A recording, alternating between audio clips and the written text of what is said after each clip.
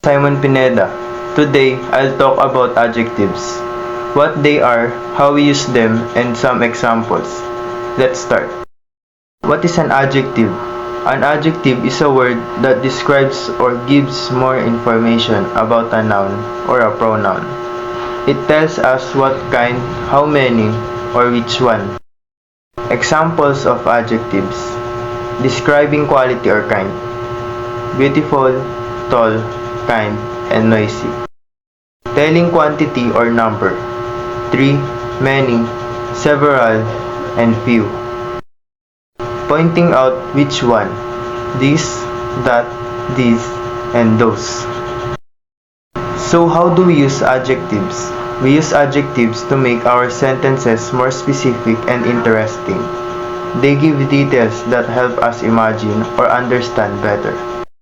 Example: she has a bag. 2. She has a red bag. Here are the example sentences. Describing quality: the tall boy is my brother. Which boy? The answer is tall boy. Quantity: she bought 3 apples. How many apples? Answer is 3. Out: this cake is delicious. Which cake? The answer is this cake. And that's all for my report about adjectives, their meaning, kinds, usage, and examples. Thank you.